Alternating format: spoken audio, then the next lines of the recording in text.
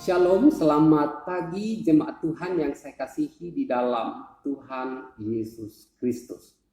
Tata cara mengikuti kebaktian live streaming. Yang pertama, gunakan pakaian yang rapi, sopan, sebagaimana saudara sedang berada di gereja.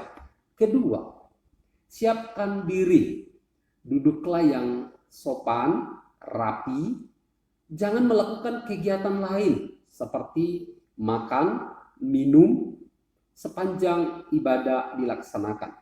Ketiga, ikutilah liturgi serta berpartisipasi aktiflah selama ibadah berlangsung, seperti duduk, berdiri, bertepuk tangan, memberikan persembahan.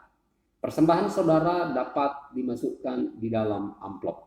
Dan yang keempat, ikutilah ibadah live streaming dari awal sampai selesainya sebagaimana saudara beribadah di gereja.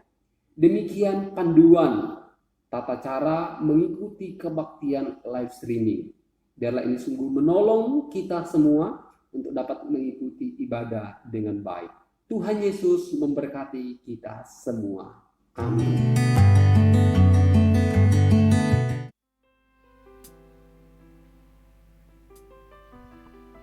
Selamat pagi Bapak Ibu yang dikasihi Tuhan. Kita bersyukur hari ini karena kita boleh hadir bersama untuk beribadah kepada Tuhan. Kita tahu bahwa kita boleh ada sebagaimana kita ada sampai hari ini, semua karena anugerah Tuhan. Banyak orang yang ingin beribadah tetapi mungkin karena kesehatan atau banyak hal lain yang membuat mereka tidak bisa datang beribadah. Tapi kalau kita, Tuhan kasih kesempatan, Tuhan kasih kesehatan, itu karena kemurahan Tuhan. Jadi patut kita syukuri setiap pertolongan Tuhan bagi setiap kita.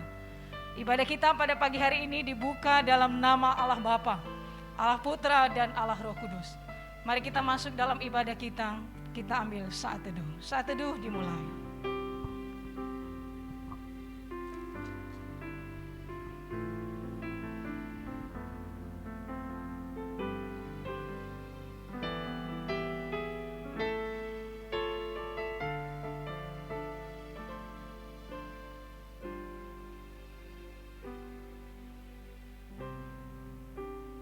Saat teduh selesai. Saya mengajak kita semua untuk berdiri, dengar firman Tuhan. Ya Tuhan, Tuhan kami, betapa mulianya nama-Mu di seluruh bumi. Keagungan-Mu yang mengatasi langit dinyanyikan. Bapak Ibu, saudara yang dikasihi Tuhan, mari kita menaikkan pujian. Terpujilah nama Yesus di KPPK 71.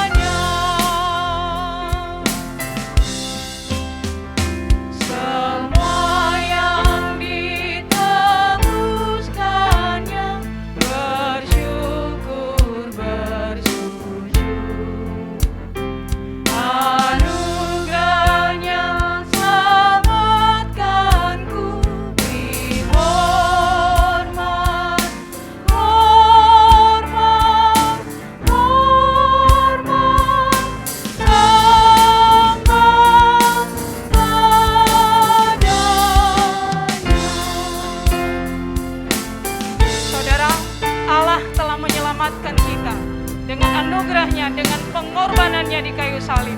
Untuk itu patutlah kita memuji Tuhan dan naikkan hormat kepada-Nya. Mari kita naikkan pujian ini bait yang ketiga.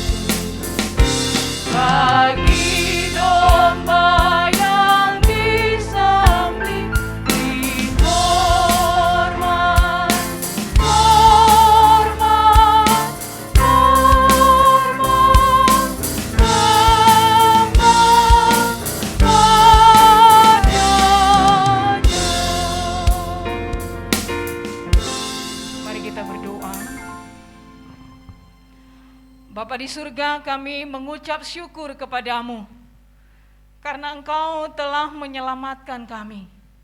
Kami yang harusnya dihukum karena dosa kami, tetapi karena kemurahan hati-Mu, Engkau mau datang ke dalam dunia menemui kami dan menyelamatkan kami. Bapa di surga, sepatutnya selayaknya lah kami menaikkan syukur dan hormat kami kepada Tuhan.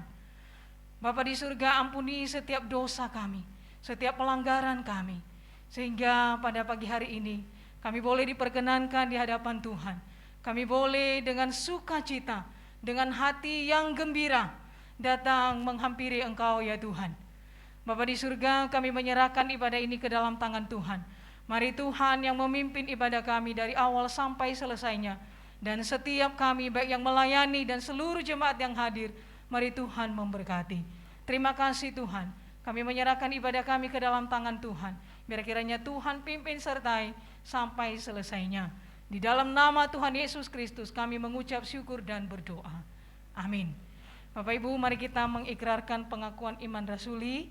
Yang pertama dari bahasa Indonesia dan dilanjutkan dengan bahasa Mandarin.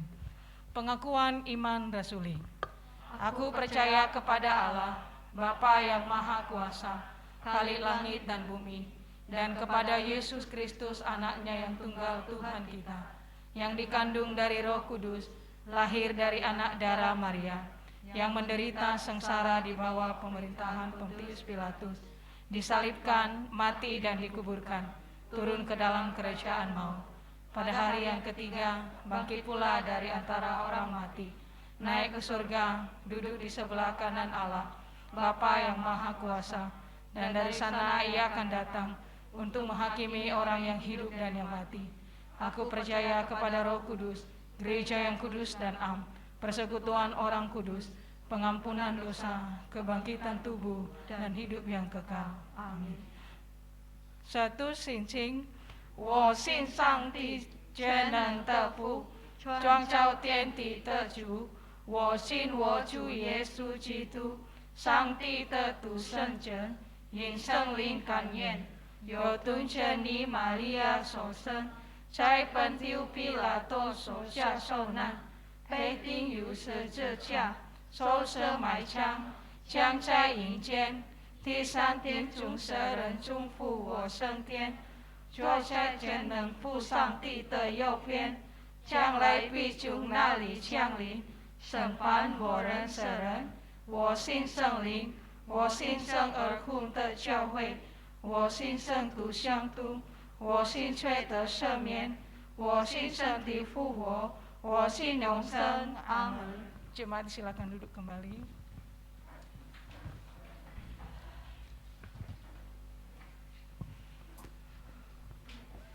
Bapak Ibu, ketika kita percaya kepada Tuhan, berarti Yesus ada di dalam hati kita.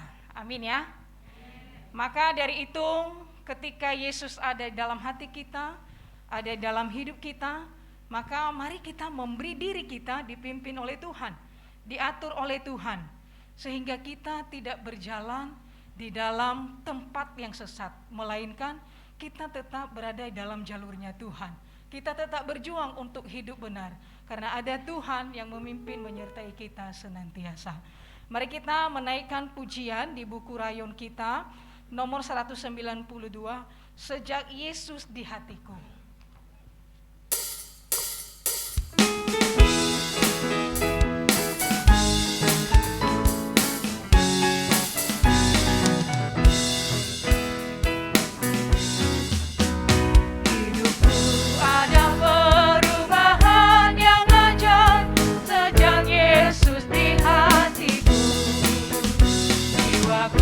Rindu pencerahan terangnya sejak Yesus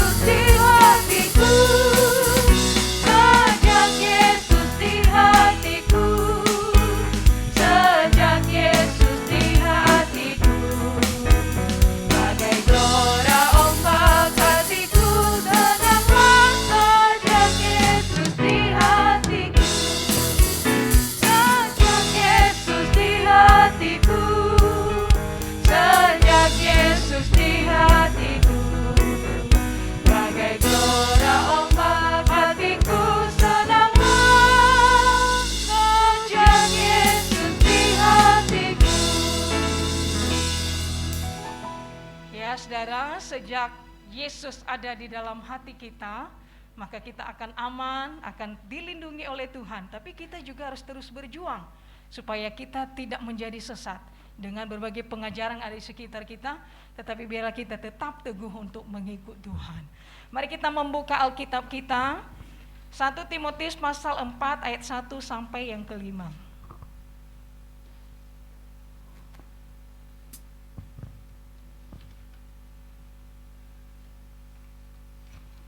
1 Timotius pasal 4 ayat 1 sampai 5. Kita akan baca bergantian, saya ayat yang pertama, Bapak Ibu sekalian ayat yang kedua, kita bergantian sampai ayat yang kelima. Demikian firman Tuhan.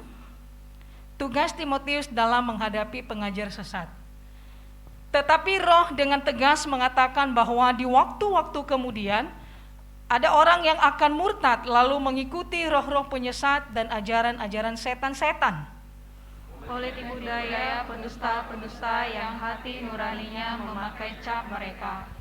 Mereka itu melarang orang kawin, melarang orang makan makanan yang diciptakan Allah, supaya dengan pengucapan syukur dimakan oleh orang yang percaya dan yang telah mengenal kebenaran.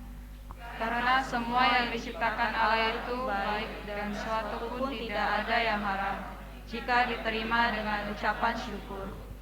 Sebab semuanya itu dikuduskan oleh firman Allah dan oleh doa. Demikian pembacaan firman Tuhan. Bapak Ibu, mari kita persiapkan hati kita untuk mendengar firman Tuhan yang akan disampaikan oleh hambanya. Mari kita menaikkan pujian, pimpin aku. Mari kita memohon pimpinan Tuhan untuk selalu memelihara iman kita, karena kita percaya bahwa pimpinannya lah yang paling aman.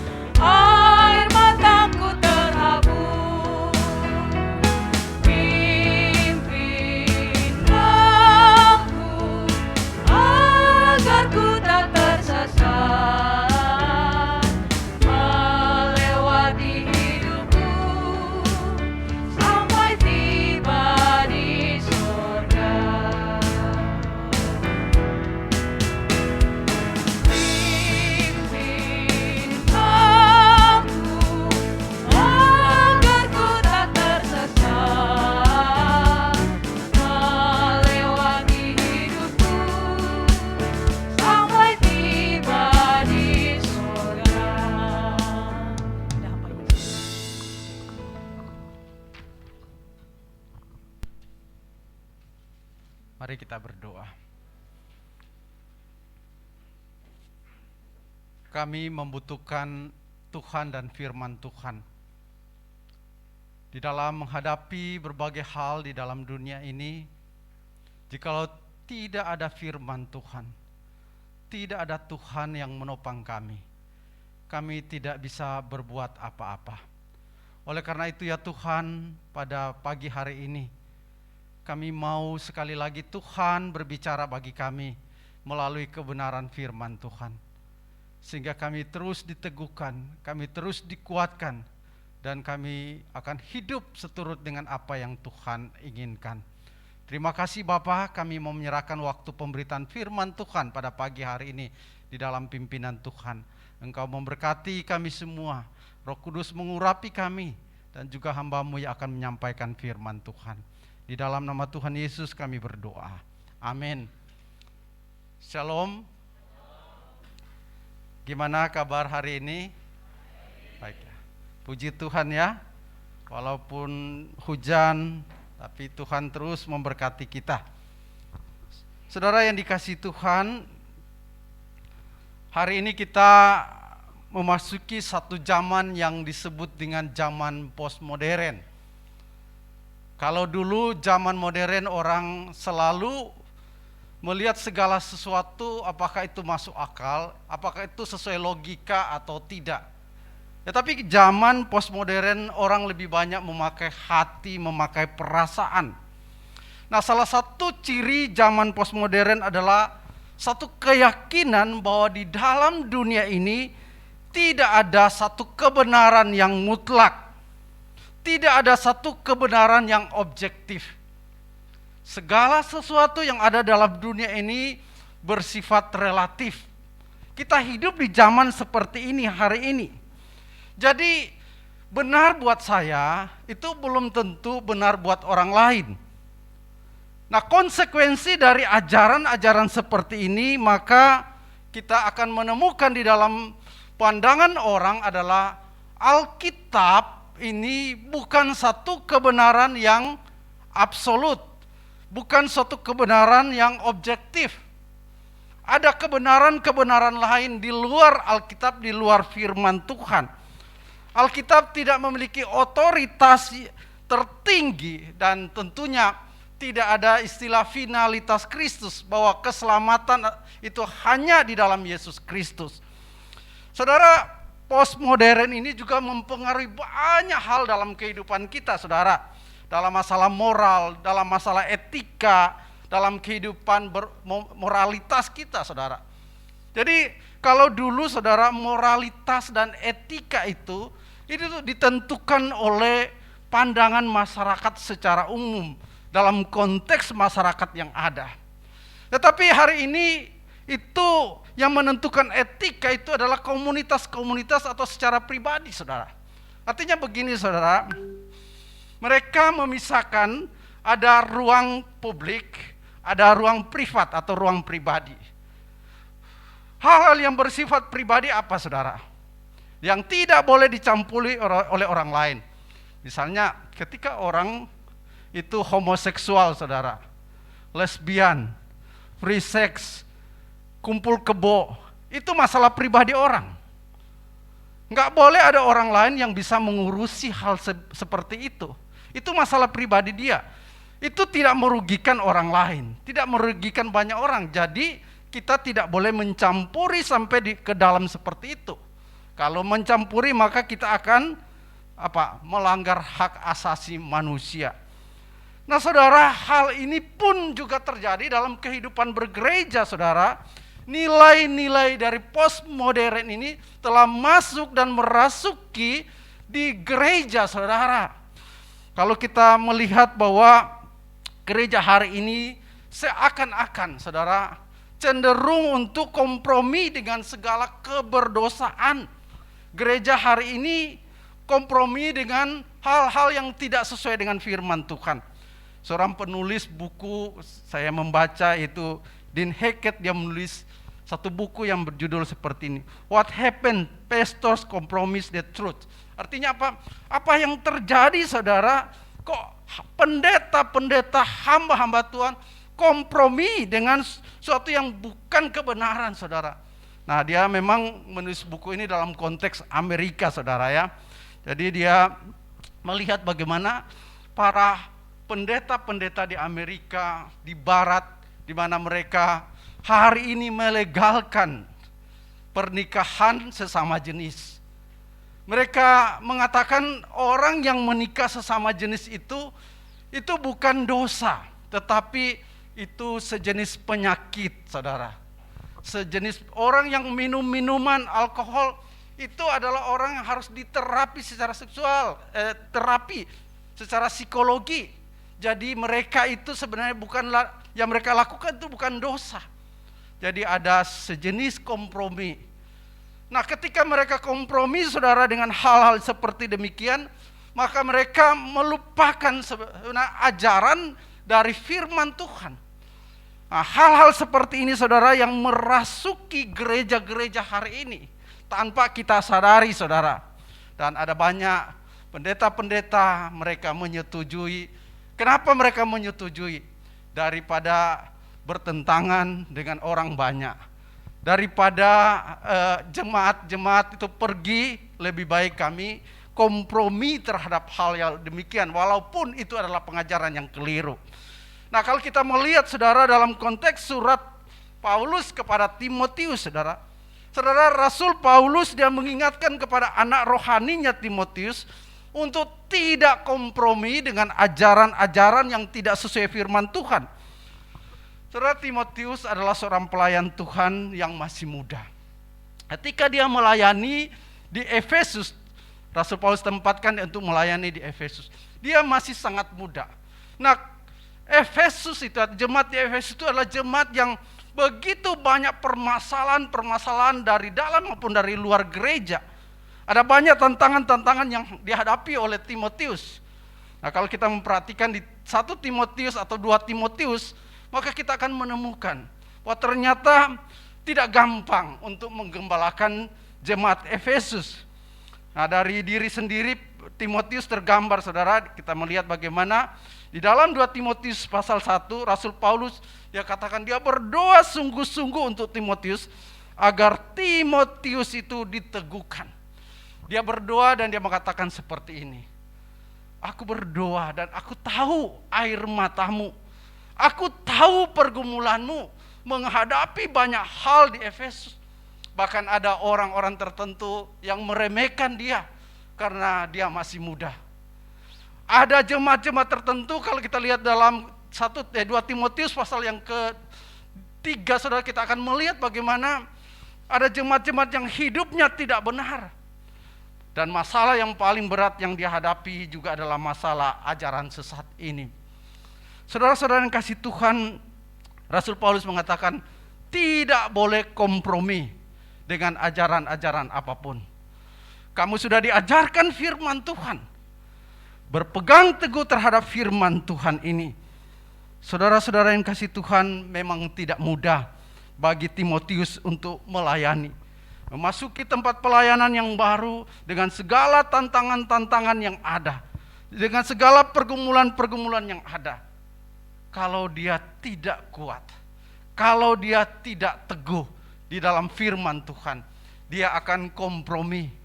Daripada saya tidak diterima oleh jemaat, lebih baik saya kompromi dengan mereka. Aman. Tetapi Rasul Paulus mengatakan jangan seperti demikian. Nah, saudara-saudara yang dikasihi Tuhan, Rasul Paulus juga mengatakan pada dia, kobarkan semangat pemberitaan Injil. Ajarkan firman Tuhan yang benar. Ajarkan kepada mereka hal yang benar, hal yang baik. Itu yang harus dilakukan, saudara. Nah, Rasul Paulus dalam bagian ini menyatakan kepada Timotius yang kita baca tadi, suatu realita bahwa di tengah-tengah jemaat, di tengah-tengah orang percaya waktu itu, ada orang-orang yang murtad. Mengikuti ajaran-ajaran sesat, ajaran-ajaran setan dikatakan sini ya. Kata murtad artinya mereka meninggalkan ajaran yang benar, meninggalkan iman mereka kepada Tuhan dan mengikuti ajaran-ajaran sesat. Lalu di sini katakan ajaran-ajaran setan. Sebenarnya kata ajaran-ajaran setan itu sebenarnya tidak berbicara tentang agama setan, saudara. Tetapi lebih dia mengatakan bahwa ini adalah ajaran-ajaran yang tidak benar, ajaran-ajaran yang didapat dari tradisi-tradisi, dari budaya-budaya yang ada. Nah, itu yang dimaksud dengan ajaran-ajaran setan, saudara. Nah, saudara-saudara yang kasih Tuhan, kalau kita memperhatikan konteks dalam di kota Efesus, maka kita akan tahu sebenarnya mengapa terjadi seperti demikian. Nah, ada orang-orang tertentu, mereka mulai mencampur adukan antara iman Kristen, pengajaran orang Yahudi, tradisi Yahudi, dan tradisi masyarakat Yunani pada waktu itu. Secara khusus ajaran tentang gnostikisme, di mana mereka mengajarkan akan ada dua hal, yaitu tubuh jasmani ini, tubuh fisik ini adalah berdosa, hal yang buruk, dan ada tubuh rohani, itu yang suci. Oleh karena itu kalau kita memperhatikan, saudara, kalau kita membaca, maka kita akan tahu kenapa mereka memikirkan seperti demikian, tidak boleh makan ini, tidak boleh menikah. Karena bagi mereka menikah itu adalah berbicara tentang tubuh jasmani mereka. Nah, karena itu ada ajaran-ajaran tertentu mereka harus apa? Askese, bertarak. Artinya mereka menjauhkan diri dari hal-hal yang duniawi. Mereka berusaha untuk supaya tidak hidup secara duniawi. Itu yang mereka katakan. Sehingga mereka melarang untuk apa? Untuk menikah. Bahkan ada orang-orang tertentu mereka menyiksa diri mereka. Mereka memukul-mukul diri mereka, mereka mengiris-iris diri mereka supaya apa? Yang muncul yang kudus. Materi itu adalah hal yang buruk, saudara. Nah, itu yang terjadi. Nah, ketika itu masuk ke Kristen, maka mereka mulai mencampurkan. Mereka katakan ini ajaran Alkitab, tetapi sebenarnya itu bukanlah ajaran Alkitab. Rasul Paulus mengatakan apa yang Tuhan ciptakan itu semua baik jikalau didoakan dan dengan ucapan syukur. Bahkan kita tahu bagaimana Rasul Paulus dalam surat-surat yang lain mengajarkan tentang pernikahan. Pernikahan itu adalah satu lembaga yang kudus, yang diberikan oleh Tuhan, yang diciptakan oleh Tuhan. Itu yang Tuhan katakan. Dan kalau kita memperhatikan waktu penciptaan, maka kita akan menemukan bahwa Tuhan tidak pernah menciptakan sesuatu yang buruk. Setiap kali Tuhan menciptakan sesuatu, dia katakan ini baik, ini baik. Tidak ada yang buruk. Yang membuat buruk itu adalah manusia itu sendiri. Yang membuat itu haram itu adalah manusia sendiri. Tetapi yang pasti harus dengan apa? Dengan doa dan ucapan syukur. Dikuduskan. Nah, itu sesuatu yang sangat penting, saudara. Oleh karena itu, saudara, dalam bagian ini kita melihat bagaimana Rasul Paulus dengan keras mengatakan, engkau jangan percaya terhadap ajaran-ajaran seperti demikian. Dia mengatakan ajaran-ajaran setan, lalu selanjutnya dikatakan tahyul, dongeng-dongeng nenek-nenek tua. Artinya apa, saudara? Dia mengatakan itu adalah ajaran yang tidak sesuai dengan firman Tuhan. Jemaat harus menjauhi hal itu. Nah, untuk supaya jemaat-jemaat tidak terpengaruh, Rasul Paulus mengatakan apa? Harus berpegang teguh dalam pengajaran firman Tuhan. Di dalam ayat 6 dikatakan engkau harus menjadi seorang pelayan Yesus Kristus yang baik, terdidik dalam soal pokok iman dan ajaran-ajaran yang sehat yang telah kau ikuti selama ini. Rasul Paulus mengatakan apapun yang terjadi, tantangan apapun yang dia alami, jangan sampai kita bergeser sedikit pun dari firman Tuhan yang diajarkan siapa? Dia mengingatkan bahwa Timotius itu sudah diajarkan oleh Paulus firman yang benar. Timotius itu juga sudah diajarkan oleh neneknya dan ibunya Lois tentang firman yang benar. Maka jangan bergeser dari firman Tuhan ini. Berpegang teguh dan ajarlah kepada jemaat seperti demikian. Saudara-saudara, mengapa Rasul Paulus menasihati untuk berpegang teguh pada kebenaran? Karena kemungkinan besar tantangan-tantangan dan pergumulan hidup yang dialami oleh Timotius di dalam melayani Tuhan, bisa saja dia meragukan firman Tuhan. Timotius juga manusia, dia bisa meragukan firman Tuhan. Bisa saja dia terpengaruh dengan ajaran-ajaran seperti demikian. Sehingga Rasul Paulus perlu untuk menuliskan surat kepada Timotius untuk meneguhkan, untuk menguatkan dia. Bisa saja dia mengambil langkah praktis, langkah kompromis agar dia bisa diterima keberadaannya, karena dia seakan-akan tidak diterima di tempat itu. Saudara yang dikasihi Tuhan, hari ini ada banyak gereja, ada banyak hamba Tuhan mencari jalan aman untuk supaya diterima oleh jemaat dengan cara kompromi dengan apa yang dimaui atau dikehendaki oleh jemaat. Berapa waktu yang lalu, saudara, di grup alumni sekolah teologi saya, kami berdiskusi banyak tentang banyak hal. Setelah itu ada satu orang mengatakan seperti demikian. Ada teman kami, dia sudah mengikuti ajaran yang tidak benar. Saudara, orang-orang bertanya, bukankah waktu sekolah teologi dia diajarkan tentang otoritas Alkitab, wibawa Alkitab. Dia diajarkan doktrin reform, tradisi reform yang kuat. Bahkan dia salah satu orang yang suka berdebat tentang hal itu.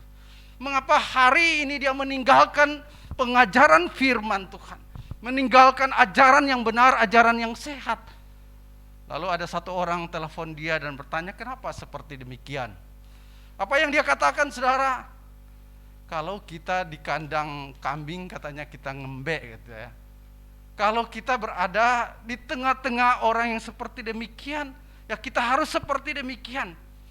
Kalau tidak, saudara, dia katakan, nanti keluarga saya seperti apa? Nanti keluarga saya tidak makan. Saya mau cari pelayanan di mana? Saudara, ini sesuatu yang sangat ironis. Seorang yang diajarkan firman Tuhan dengan benar, oleh karena alasan praktis, alasan ekonomi, dia akhirnya meninggalkan ajaran yang benar. Dia meninggalkan firman Tuhan.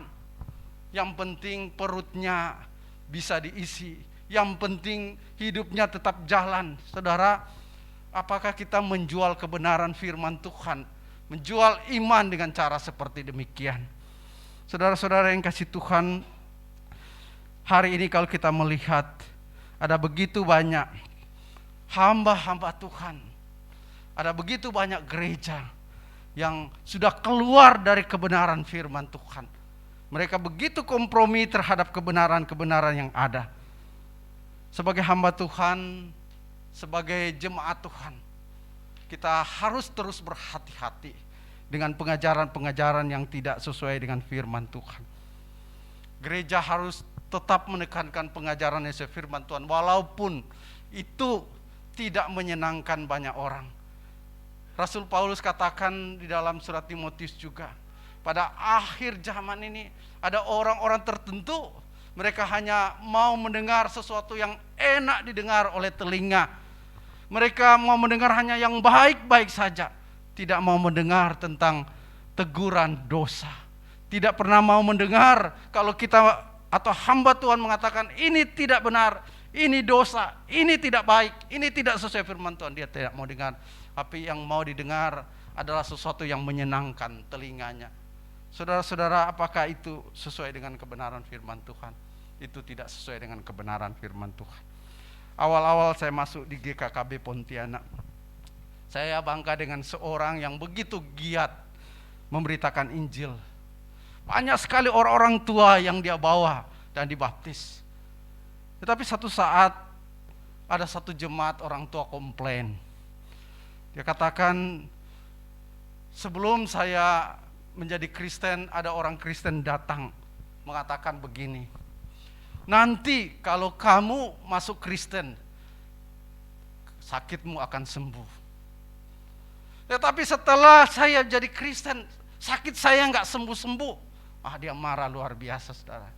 Saya menyelidiki siapa yang menyampaikan ini. Oh, ternyata orang ini yang menyampaikan seperti demikian. Saudara, dia membawa orang kepada Tuhan untuk dibaptis, itu baik. Tetapi salah ketika dia menyampaikan sesuatu yang tidak sesuai kebenaran. Memang terkadang Tuhan bisa bermujizat menyembuhkan orang sakit. Tetapi saudara, terkadang Tuhan juga mengizinkan kita mengalami penderitaan, mengalami pergumulan, mengalami sakit penyakit. Tuhan Yesus saja dia mengalami penderitaan. Dia juga mati di kayu salib dengan penuh penderitaan.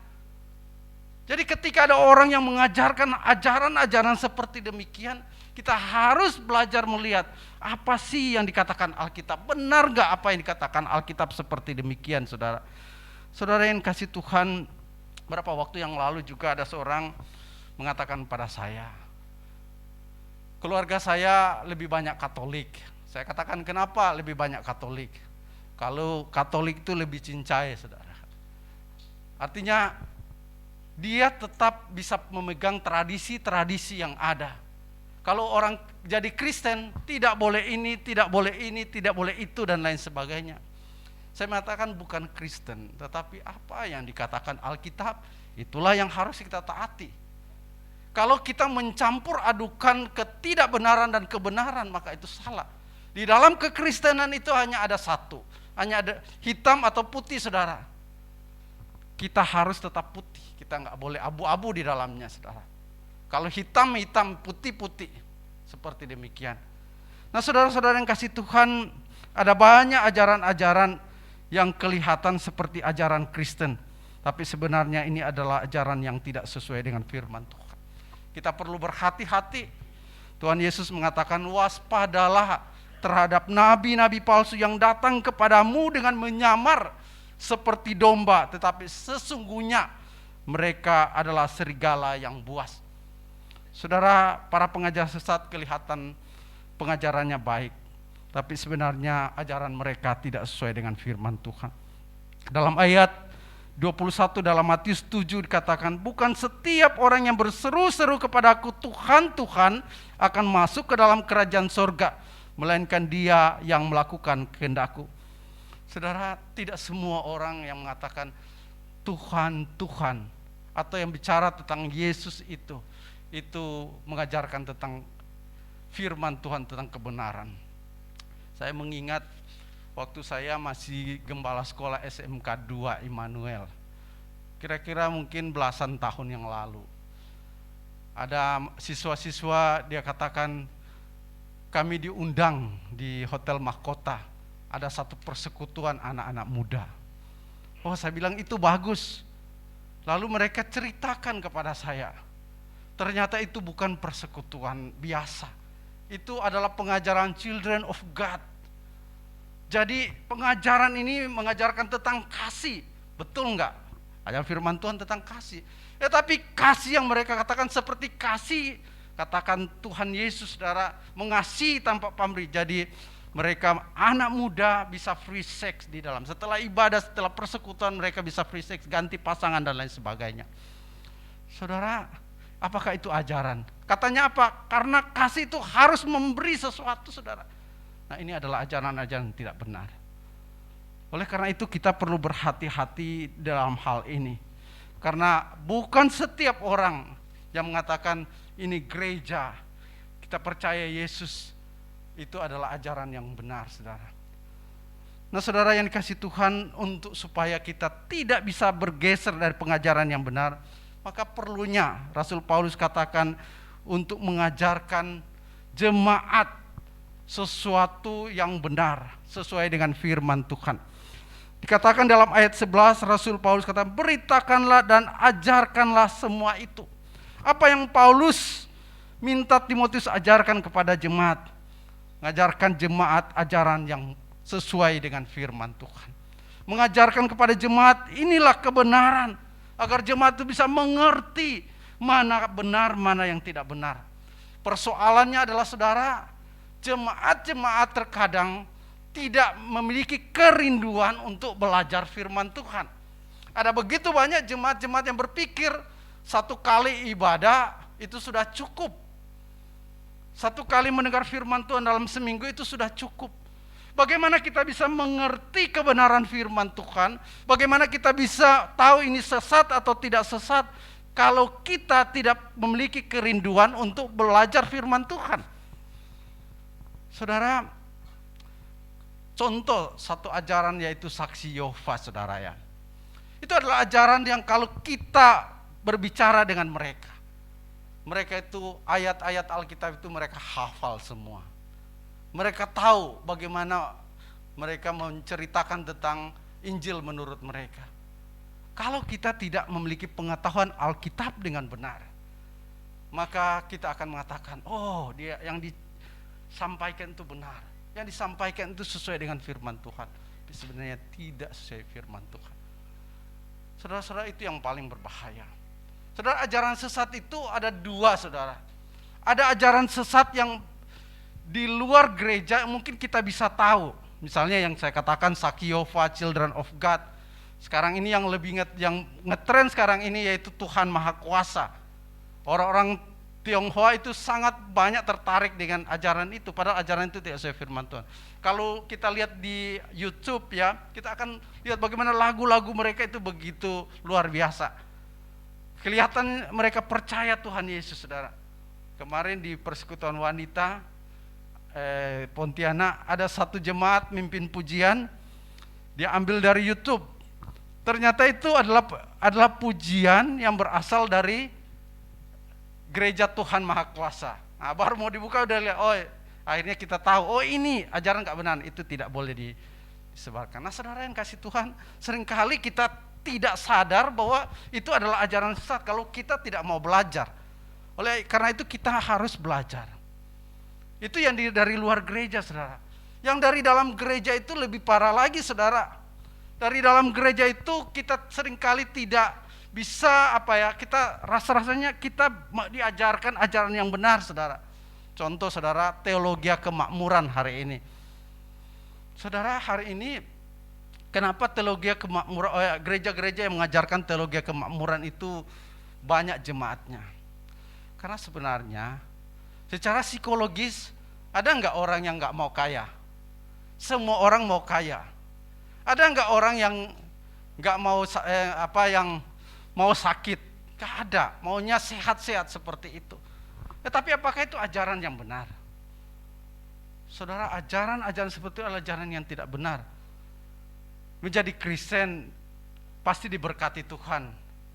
Yang masalahnya seperti ini, saudara. Ketika ada orang sakit, lalu didoakan, tidak sembuh. Apa yang mereka katakan kepada orang sakit itu? Kamu kurang beriman.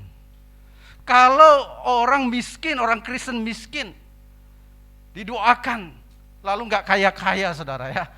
Apa yang mereka katakan? Karena kurang beriman, kamu kurang doa, kurang imanmu. Saudara, apakah ajaran-ajaran seperti itu adalah ajaran yang benar? Itu ajaran yang tidak benar, saudara. Alkitab tidak pernah mengatakan seperti demikian. Tetapi seringkali kita mendengar ajaran-ajaran seperti demikian. Hari ini saudara yang kasih Tuhan, selain hal-hal yang demikian, juga berkaitan dengan tradisi-tradisi dan budaya-budaya yang ada. Saudara, tradisi dan budaya itu diciptakan Tuhan. Tuhan yang menciptakan budaya di dalam dunia ini. Tetapi budaya yang ada hari ini adalah budaya yang telah tercemar oleh dosa. Tuhan Yesus ketika dia datang ke dalam dunia, dia berada dalam budaya Yahudi. Dia mengikuti akan tradisi dan budaya Yahudi. Tetapi tidak semua budaya dia ikuti. Ada budaya-budaya atau tradisi-tradisi yang tidak sesuai firman Tuhan, maka kita harus menyingkirkan. Saudara, kita orang Tionghoa itu banyak sekali budaya-budaya, banyak sekali tradisi-tradisi. Ada yang baik kita pertahankan, tetapi ada budaya-budaya yang tidak sesuai firman Tuhan, maka kita hilangkan.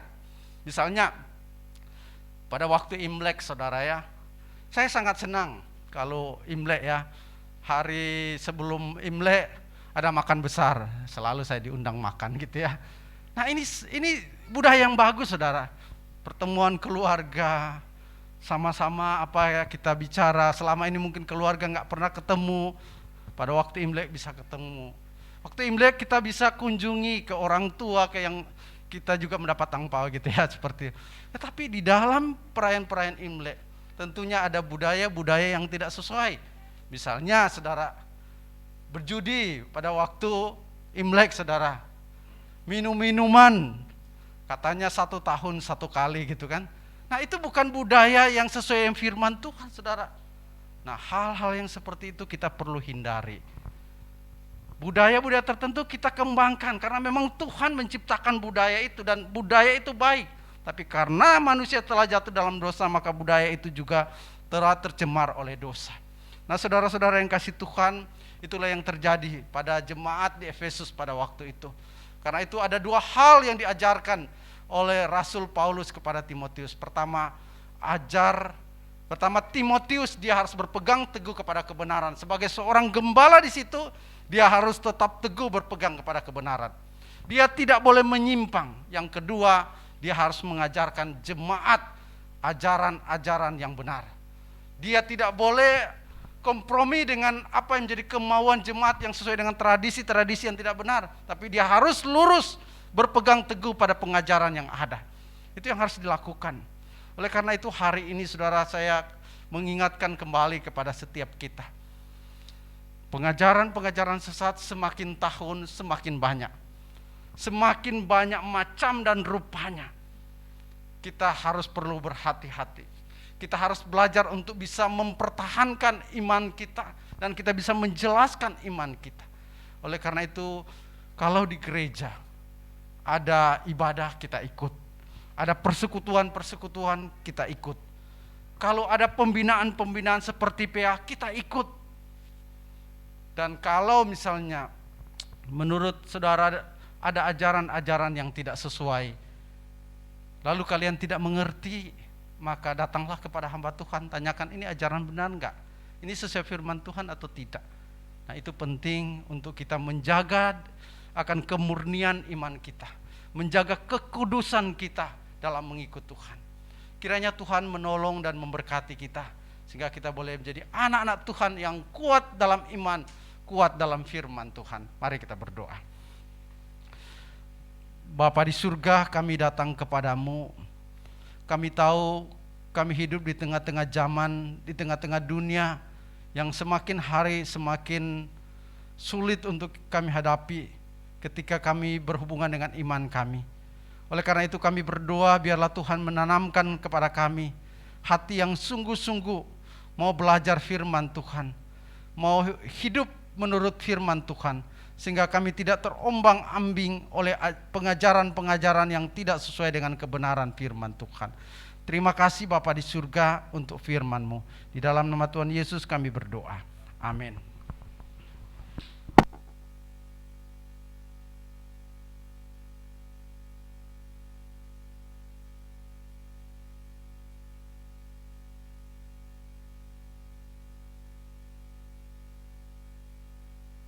Bersyukur yang telah kita lakukan pada pagi hari ini.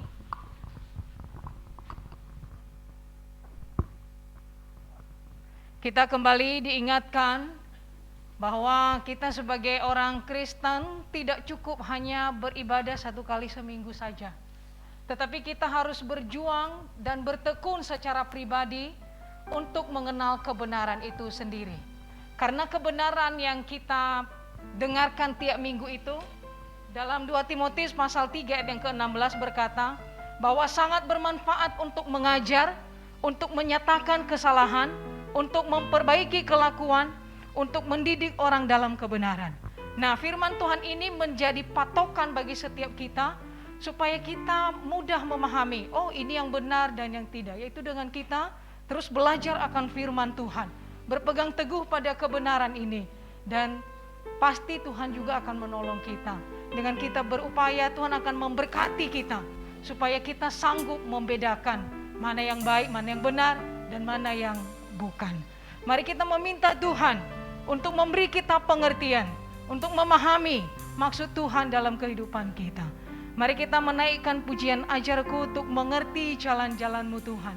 Pada pengulangan pujian kita akan memberi persembahan.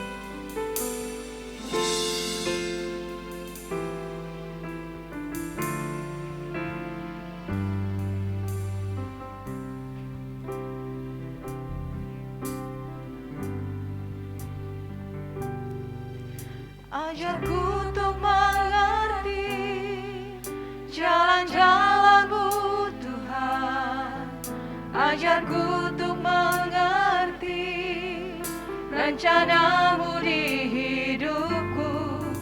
Sekalipun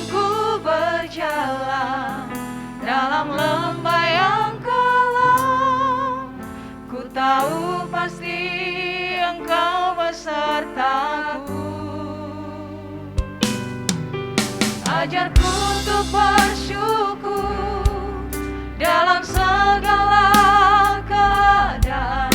Ajarku merasakan kasih-Mu yang sempurna. Sekalipun banyak hal yang takkan ku pahami, namun ku tetap percaya Kau setia.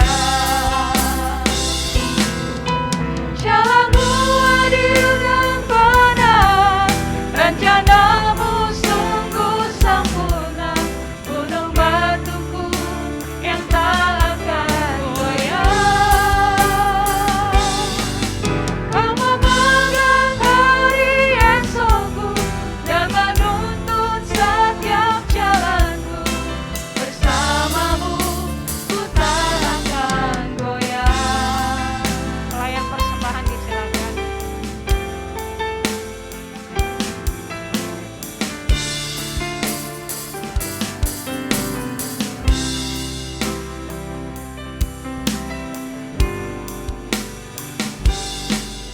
Ajarku untuk mengerti jalan-jalan-Mu Tuhan. Ajarku untuk mengerti rencana-Mu di hidupku. Sekalipun ku berjalan dalam lembah yang gelap, ku tahu pasti Engkau besertaku. Ajarku untuk bersyukur dalam segala keadaan. Ajarku merasakan kasih-Mu yang sempurna. Sekalipun banyak hal yang takkan ku pahami, namun ku tetap percaya Kau setia.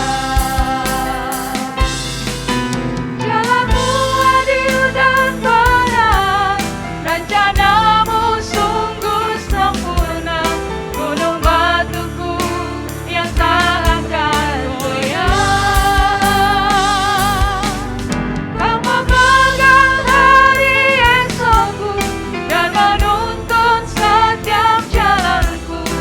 Bersama-Mu ku tak akan goyah.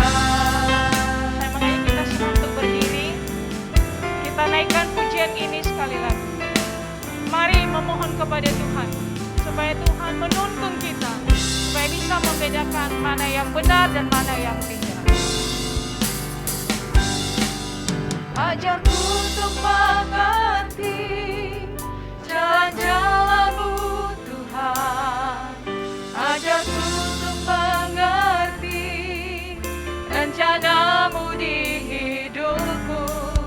Sekalipun ku berjalan dalam lembah yang gelap, ku tahu Engkau pasti besertaku. Ajarku untuk bersyukur dalam segala keadaan.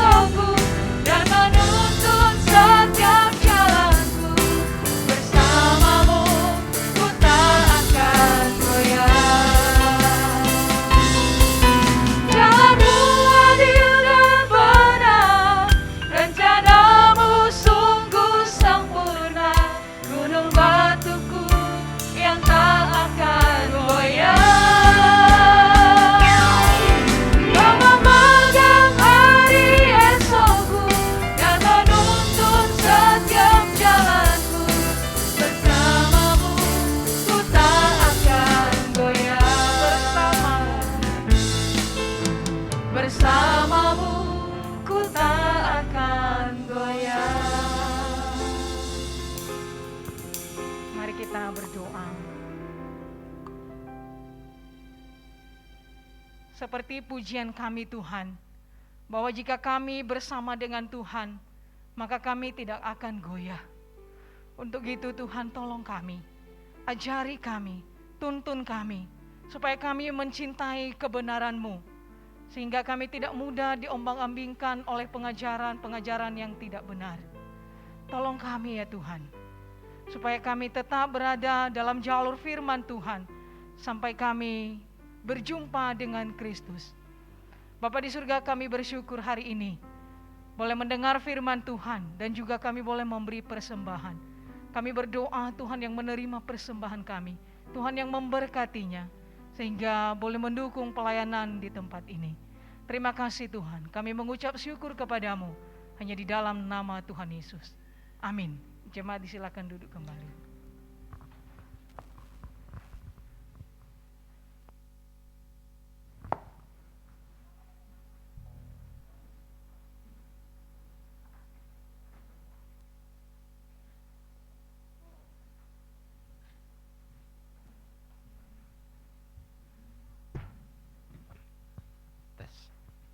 Oke, selamat siang Bapak Ibu Jemaat Tuhan.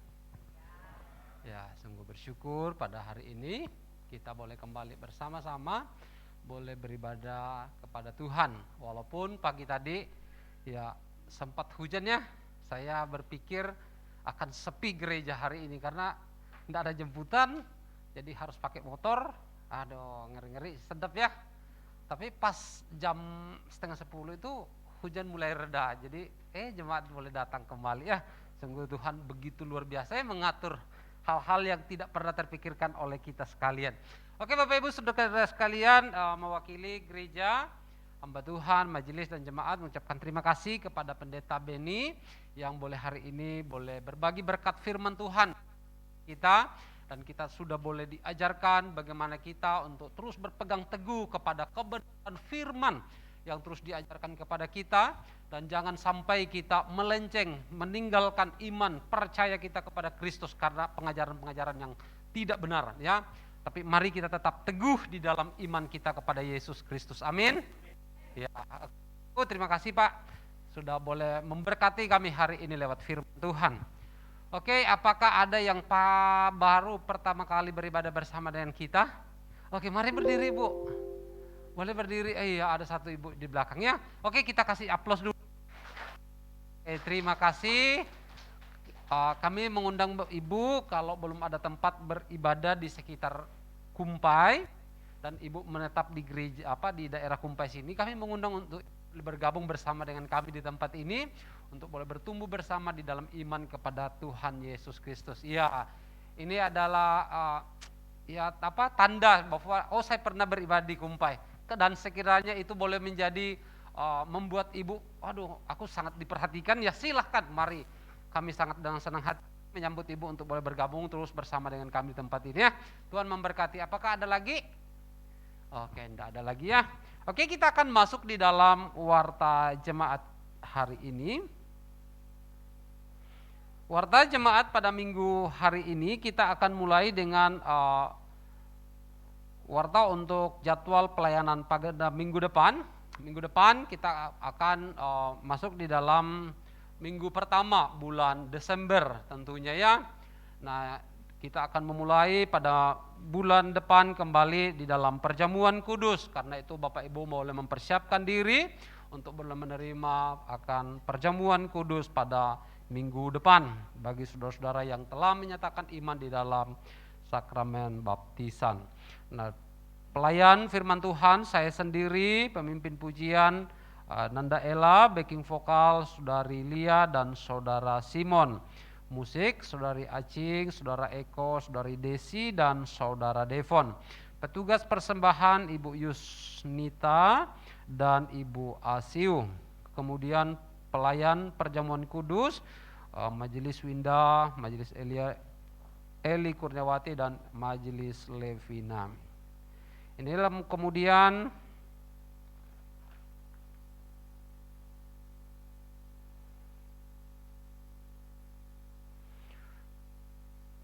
untuk ibadah sekolah minggu ibadah sekolah minggu dengan tema Israel dan Amalek.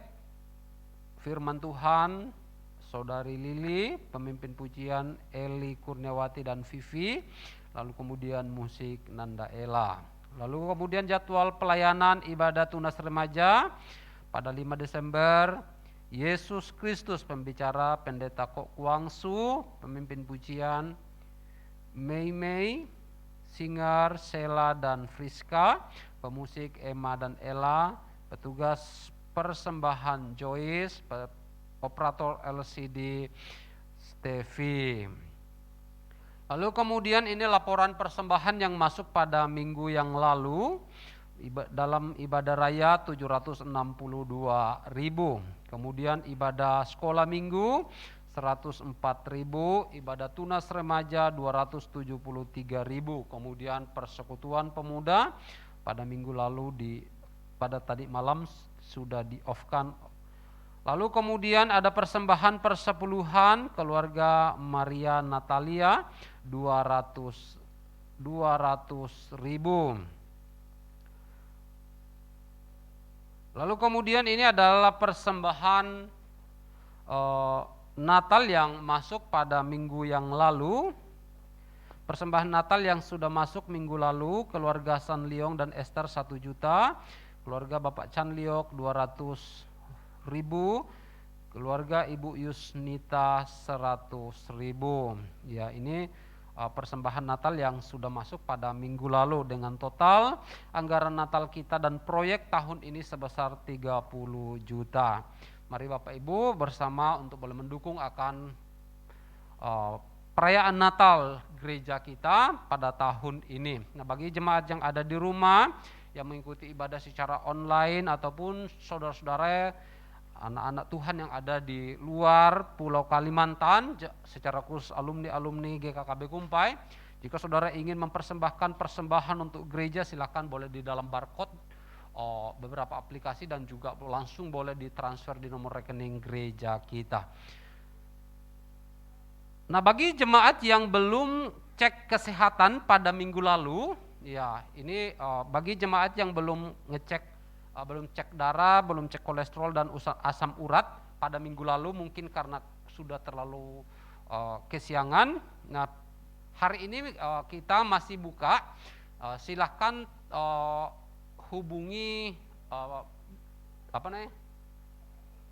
Acu mana Acu? Oh iya, ada di atas ya, silahkan hubungi Acu, ambil kuponnya. Ada di belakang ya, ada di belakang, silakan ambil kuponnya, lalu kemudian saudara akan diperiksakan di kantor ya.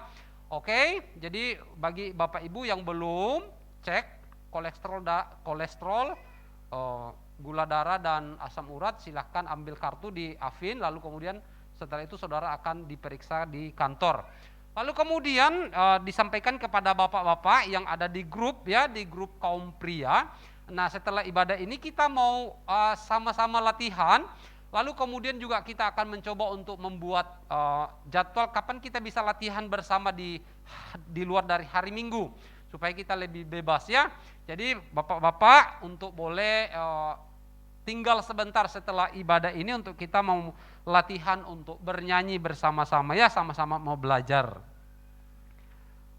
Oke, demikian yang dapat disampaikan lewat warta jemaat hari ini. Oh ini masih ada satu ya. Setelah selesai ibadah ada latihan vokal grup untuk ibu-ibu. Ibu-ibu enggak mau kalah ya. Oke, lalu kemudian minggu depan ada rapat majelis ya. Oke, demikian warta jemaat hari ini atas perhatian kita sekalian. Tuhan memberkati kita. Mari kita akan mengakhiri seluruh rangkaian ibadah kita. Kita akan kembalikan segala pujian hormat kepada Tuhan kita Yesus Kristus. Kita menaikkan pujian doksologi, puji Allah Bapa, Putra dan Roh Kudus.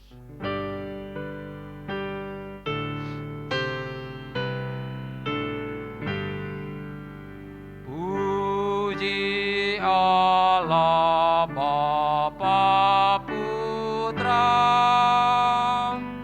puji Allah Roh Kudus, ketiganya yang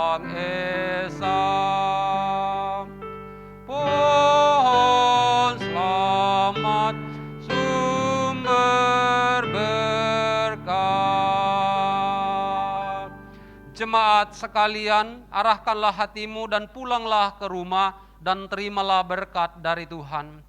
Kasih karunia daripada Allah kita di dalam Yesus Kristus dan di dalam persekutuan di dalam Allah Roh Kudus memimpin menyertai jemaat sekalian dari saat ini kekal selama-lamanya.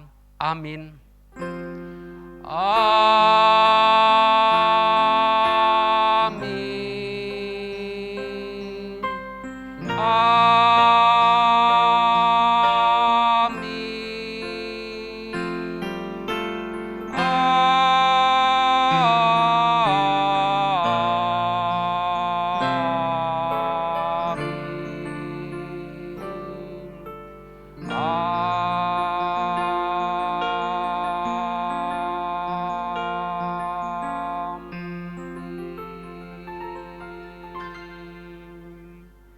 Silakan duduk, ibadah kita selesai. Tuhan Yesus memberkati. Ya, bagi jemaat yang belum cek kesehatan, silakan Bapak Ibu ambil kartu di bagian belakang.